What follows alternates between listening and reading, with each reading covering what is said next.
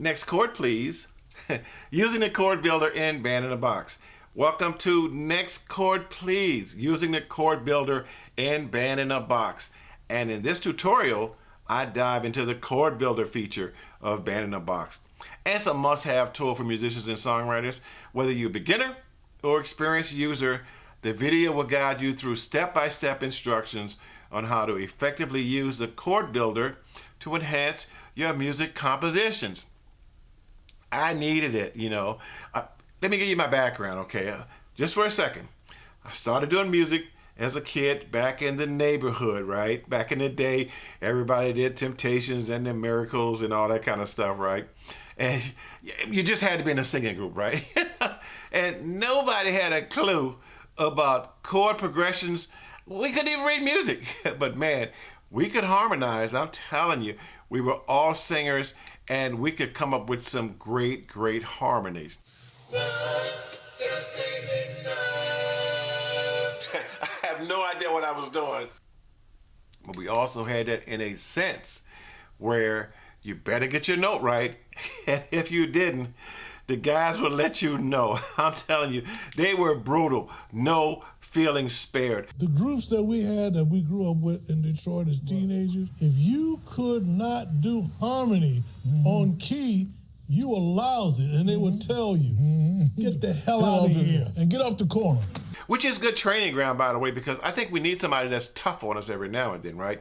But like most singers, I moved on, joining cover bands and singing a few originals. And again, no one gave me chord charts or anything. They didn't give it to the singers. It was up to the singers to sing on key and make the melody shine. And I honestly can't ever remember being in a band where they gave the singers chord charts or melody charts or anything like that. It just didn't happen. So, coming full circle, I could read music on a basic level, but I never really practiced it because I was a singer all the time. And this is where the Band in a Box Chord Builder would come in handy and really shine.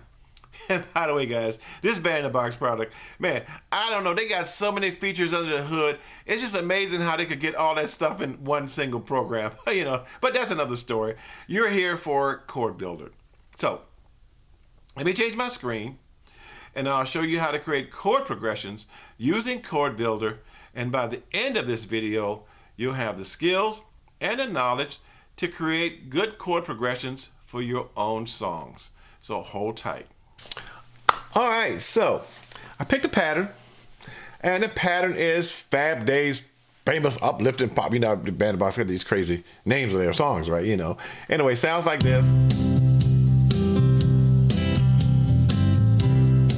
Which, a little boring, but we're gonna make it work, right? You know, and it's in the key of C. First thing I always do is I always set the bar to like 60. I usually do 80, but this time I'll do 60. So I set the bar to 60 to make the song a little longer.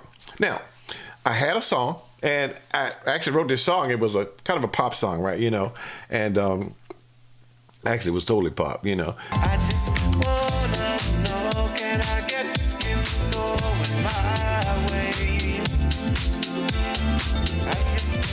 But I said, let me try it with Chord Builder and see if I can make it a little more interesting. So I wrote this song and I changed it up a little bit, right? And the song goes like this. I've been standing here waiting for a sign. The way you look at me is messing with my mind. Do you feel it too? Is it just a game? Or could we take a chance and light this flame? So the song is called, you know, Are You Going My Way? But anyway, make a long story short. So I need to put some chords to this thing to give it some life. So I've got my little melody and me little gray cells, right? And I need to transfer this to a chord progression. So it's in C. So I'm going to open Chord Builder. So I'm going to right click and I'm going to open Chord Builder. And look at this. Wow, it just tons and tons of little chords there for you, right? Anyway, now the blue chords are the natural progression. So, which is really what I want. That way I know what the chord's gonna sound like when I go next. So that's really, really important. The yellow chords are possible chords. They're different types of chords, and they say that, it could possibly fit. It's just another variation. And the other thing I want to point out to you is that in this particular case, notice all these chords are seventh. It's because the jazz box is checked off. You don't have to have that checked off. You can make the song just basic. If I click jazz off, right, you're going to see, notice it goes C, D minor, E minor, F. But as soon as I click jazz, all these sevenths appear. Now, we're gonna be a little adventurous, right? We're gonna actually put some sevenths in there. We're gonna do that. So we're gonna use the jazz progression. So again, the first thing we want to do is we want to build the song out. So I'm going to build out just a short intro. I'll take it through the hook, right? So this is what's neat. Chord Builder, if you highlight the chord will play. So what happens is that then you can hear what the next chord is going to sound like when you choose it. So it just locks it right in for you. So now you get an idea of what it sounds like. You don't need to necessarily worry about the name of the chord, just what it sounds like when you're putting the song together. So again, I'm going to use C major first. That's C major seventh, right? So again, I need another chord to go with the C major seventh. So I go to the second bar, and this is basic, okay? So I'm going to probably just do one chord per bar, just to get you an idea of how it works, right? So what goes with that C major seventh that I think I may like in that song? I can audition these. So I'll go C major seventh, E minor seventh. Oh, okay, that's not too bad. Go back to C major seventh and play. No, I don't like the way that sounds. C major seventh, A minor seventh. Maybe not. Maybe C major seventh, D minor seventh. I like that. C minor seventh. C major seventh to D minor seventh. I like that. So I'm going to stick with that. So now I've got my first two bars. My third bar, and this is just intro. So my third bar, I'm coming off of the D minor seventh. So what goes with that? It's showing me that C major seventh, E minor seventh, F major seventh, G7, or A minor seventh goes with that D minor seventh. So I need to pick something I think I want for my third chord. So I'm going to play the D minor seventh and audition. That's not bad. Nah. I like that. So I'm going to go with the G7. And again, this is what I like. You may not like it at all. You may choose something else, but this is what I like. So I'm going to go with the G7. So bar 4, I'm move over to bar 4.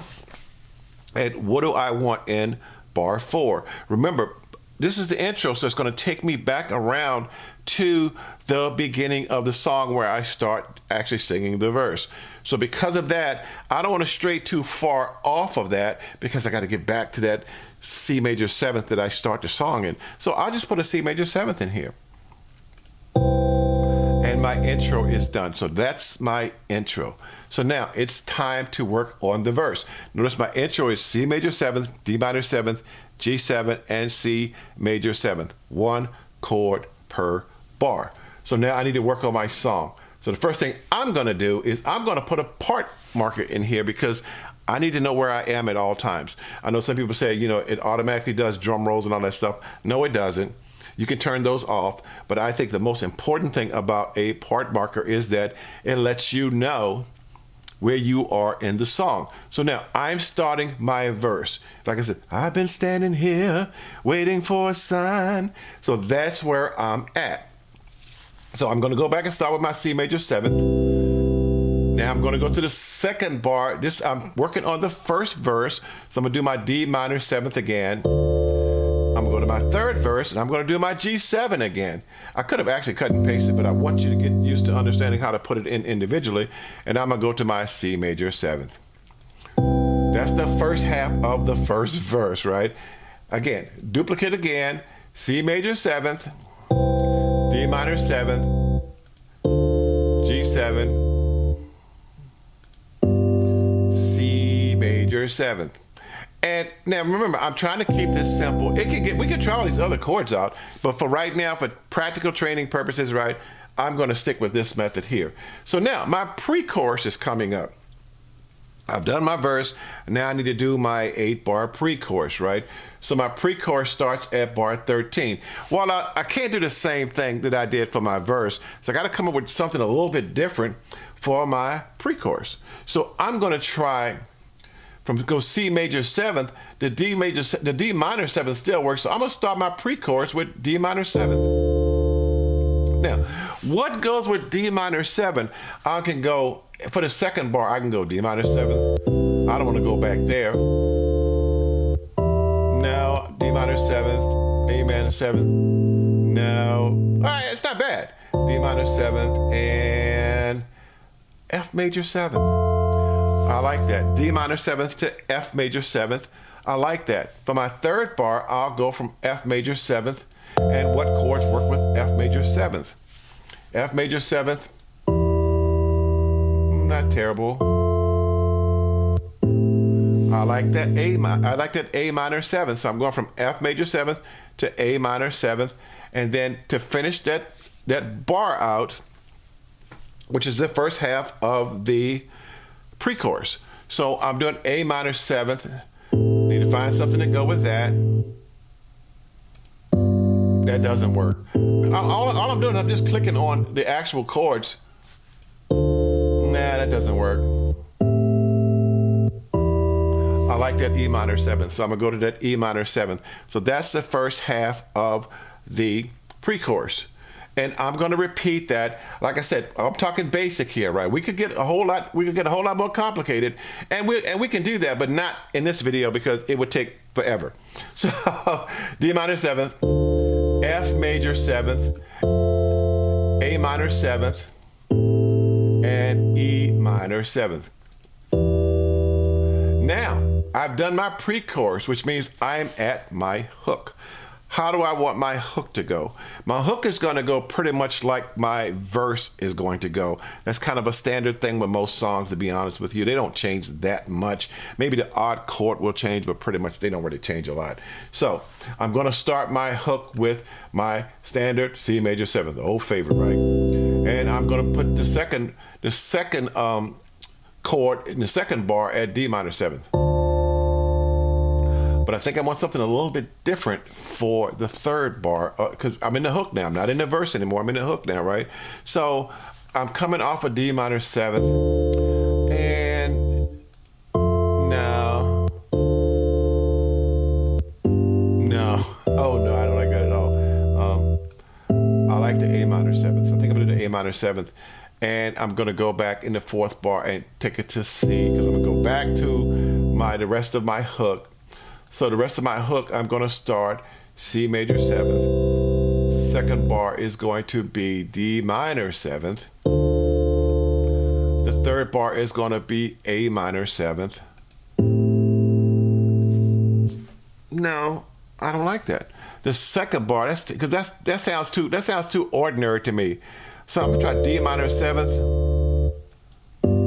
I like that. So I'm going to D minor 7th to G7 in the second bar of the hook, and then let it take me to C major 7th. I like that. So that's the song, and I'll just do a quick 4 bars of C major 7th as like an interlude before I get back into the song again. So how does this sound now? Like, let's play it and see what it sounds like.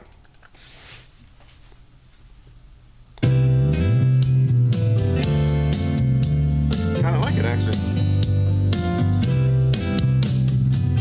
I'm standing here waiting for a sign. The way you look at me is messing with my mind. Did you feel it too?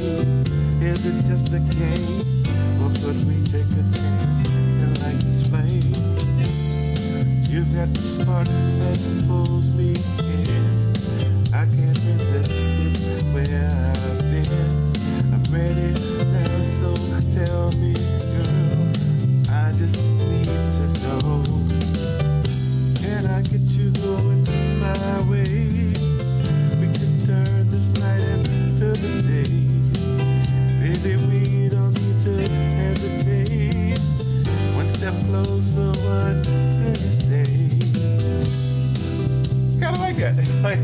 way, that's the song. That's the song. But I thought it was a little boring in a couple of places. So guess what I'm going to do? So coming out of the verse,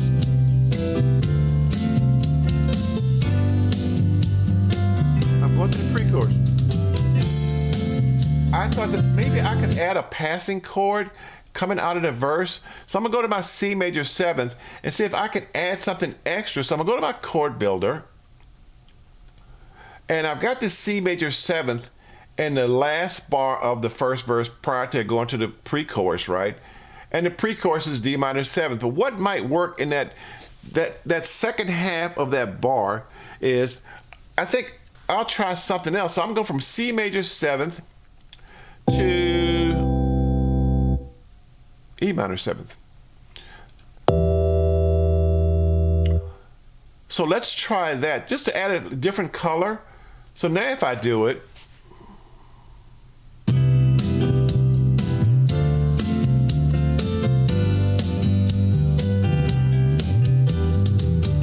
yeah, I like that. It's just enough of a difference to make it feel a little bit better, right? And again, I could actually experiment by going, maybe let's just pick an off-color chord, right? One of these variations here. So again, we have our basic chords here. So I'm coming off of that C major 7th. So let's try F minor 6. Oh, that sounds really good. So let's try that. So I'll do it again.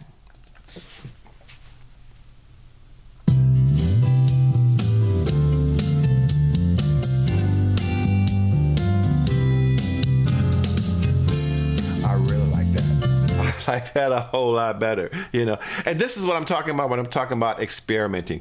Experiment, see what you can come up with, right? And you'd be surprised sometimes at how it can actually make a difference. But again, it's nice to have a passing chord in there, right? Same thing as I'm coming out of my pre-chorus. And remember, I'm going to the hook, which that's okay. But maybe I could add another passing chord in the last bar, So maybe if I'm in the E minor 7th, so I open up Chord Builder again. I'm in the E minor 7th, and I'm gonna try.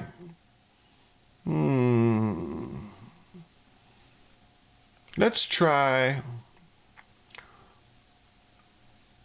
E minor 7th. E minor 7th. Let's try this B flat 7th. See what it sounds like. I don't know. That may not sound good.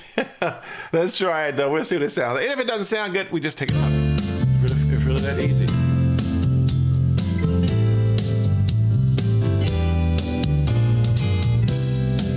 That's not bad either. See, I like that, and that's what I'm talking about when I'm talking about experimentation. So again, I'm not going to take you through the whole song, right? We built out the song through the actual hook, and you can just, we can just copy and paste and repeat the rest of the song. But this goes to show you the power of Chord Builder. So I took a song,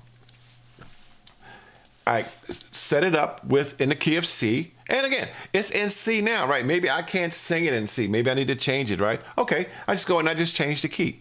And all the chords will change appropriately. So see, that's not a big deal. The main thing is that I've got a pattern that I like, and I can play with it. I can figure out, maybe I don't like the D minor 7th. Maybe I need to change it around. All I do is right click, I open up Chord Builder, and it gives me all the recommended chords and the variations on those chords for what I might want to do. So again, I can take and I can choose these variations and come up with some unusual stuff, I put it like that, or unexpected chords, And of course, as you get more familiar, you will probably do a bit more of that again. So that's how, and again, it just goes to show you these little settings here, right? This is Chord Builder. This part is Progression Builder. I'm in the key of C. I have picked jazz chords instead of the standard chords. I picked jazz chords, which is a lot of sevenths. enter the chord when clicked, which means if I click on this chord, and if I'm on a bar and I click on this chord, it's going to enter that chord in the chord sheet. And I wanted to show all the possible variations. The orange chords, as it says, are highlighted chords. They're less common, but they're interesting. And if you want to use one of them, just select it and just throw it in there and see how it goes. That's Chord Builder for you in a nutshell. Of course, there's much more to it, but at a basic level, that's how you can actually build a song with Chord Builder. Works for you, works for me. So as we learn, but what's the key to using the Chord Builder and Band in a Box? Experimentation and creativity. And don't be afraid to try out new chord options and substitutions. The more you experiment, the more you'll learn about what works and what doesn't. And most importantly, don't be afraid to take risks and try out new things, because that's where the magic happens.